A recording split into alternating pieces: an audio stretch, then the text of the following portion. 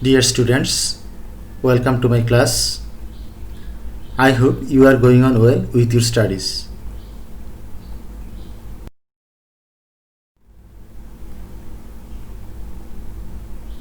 Now let me introduce myself. I am Kaji Muhammad Habibullah, Assistant Professor English, Kumilla Government College, Kumilla.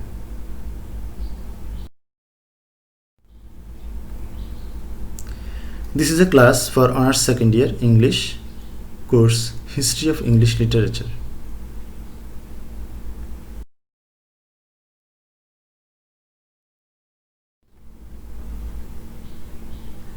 Here you see a picture. Do you know the woman? Yes, you are right. She is Queen Victoria. A period in English literature is named after her. That is Victorian period. Here you can see the picture of a man. Do you know him? You may not know his face, but you must have heard his name. He is Alfred Lord Tennyson, a renowned English poet. I have shown you these pictures because today I am going to discuss Alfred Tennyson as a representative poet of the Victorian age.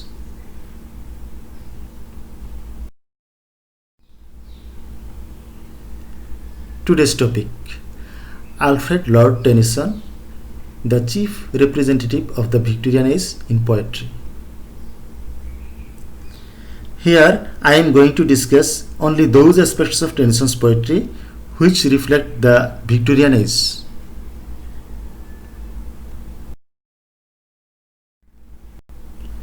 Now let us see a brief profile of Alfred Lord Tennyson. Born on 6th August 1809 in Lincolnshire, England. Went to Trinity College, Cambridge in 1828. His first poetic efforts appeared in a little volume called Poems by Two Brothers, Alfred and Charles Tennyson, in 1827. Became Poet Laureate in November 1850. Poet Laureate means an eminent poet traditionally appointed for life as a member of the British royal household. The most loved of all Tennyson's works is In Memoriam. In Memoriam is an elegy lamenting the death of his dear friend Arthur Henry Hallam. Other notable works are Idylls of the King, Locksley Hall, The Lady of Shalott, Maud Arthur, etc. Raised to the peerage as Baron Tennyson of Freshwater and Ellsworth in 1884 and died on 6th October 1892 at his home in Ellsworth.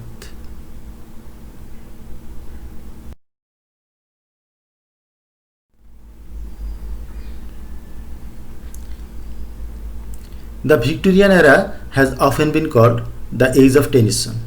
It is because of the fact that his poetry faithfully reflects and records the mainstream of social and literary life of England of this time.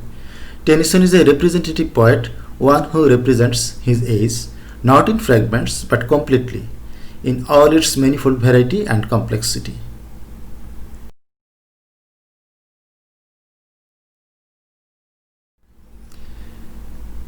As a Victorian poet, Tennyson shows the spirit of adventure in his poetry. The age of Queen Victoria was an age of adventure, sea travel and discovery resulting from the spirit of inquiry and the quest for knowledge of the Victorian people. Tennyson reflects this indomitable spirit of his society in his famous poem Ulysses. Ulysses' insatiable yearning for knowledge, quenchless thirst for new discoveries, and irrepressible desire to know the unknown are in fact typical of the 19th century.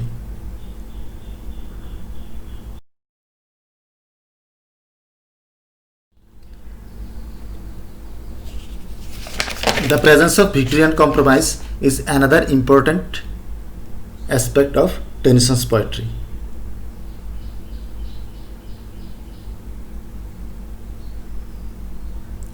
In fact, the Victorian age was imbued with the spirit of compromise. Tennyson sincerely reflects this compromising spirit in his poetry.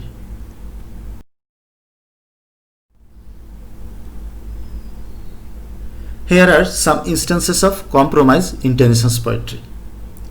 While considering the claims of democracy, Tennyson is seen a votary of aristocracy. If he wrote about kings and princes, queens and princesses in several of his poems, he also wrote about farmers, cobblers and village wives. Tennyson knew well that the old order changeth, yielding place to new, and God fulfills himself in many ways, lest one good custom should corrupt the world. So he reconciled the old and the new in his work.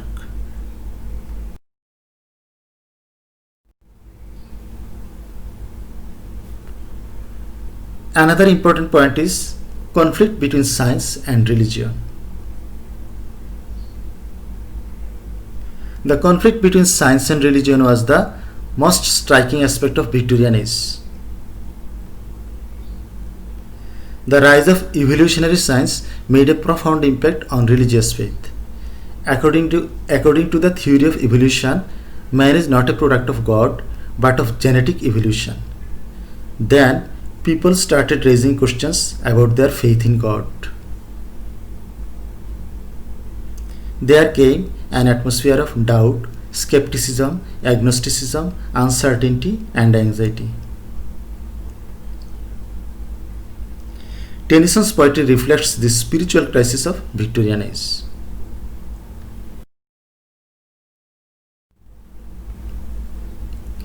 Tennyson is a typical Victorian in his efforts to reach a compromise between science and religion.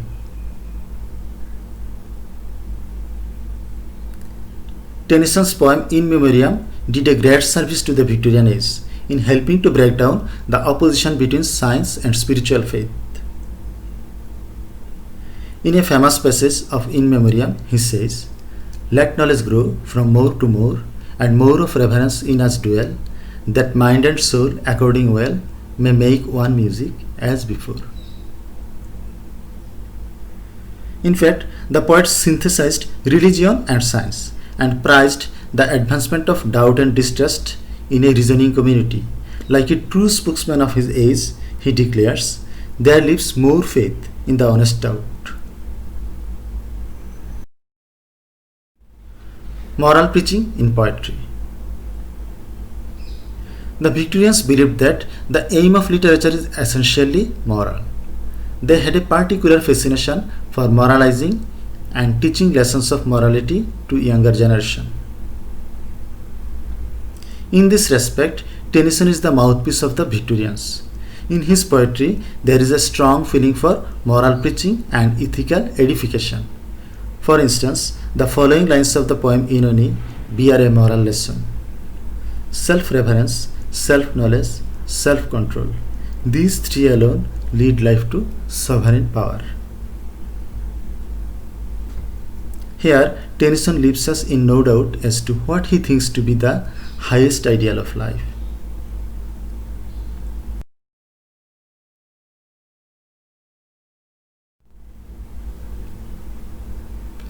Presence of patriotic zeal is another important aspect of Tennyson's poetry.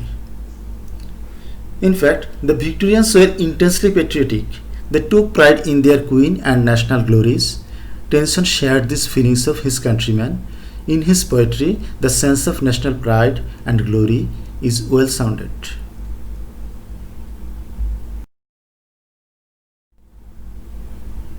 Now, let us see Tennyson's attitude to love in his poetry.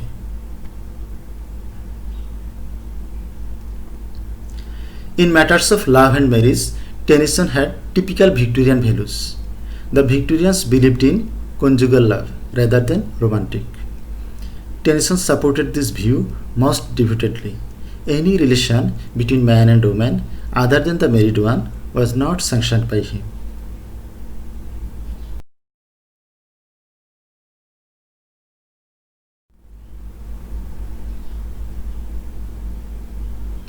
In fact, Tennyson firmly believed that it is the function of a poet to interpret the spirit of his time, and true to his poetic creed, he represents the Victorian age in its varied aspects. His poetry satisfies the Victorians' basic desires for stability, calm, faith, and compromise between traditional authority and newly emerging forces. Thus, Tennyson is justly regarded as a representative poet of the Victorian age.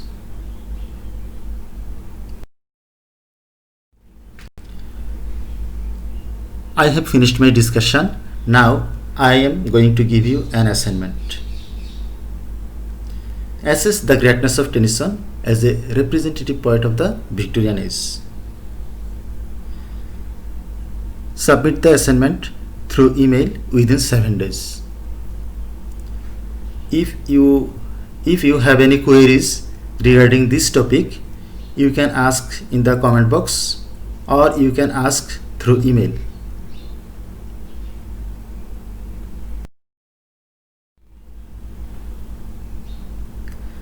That's the end of my lecture. Thank you.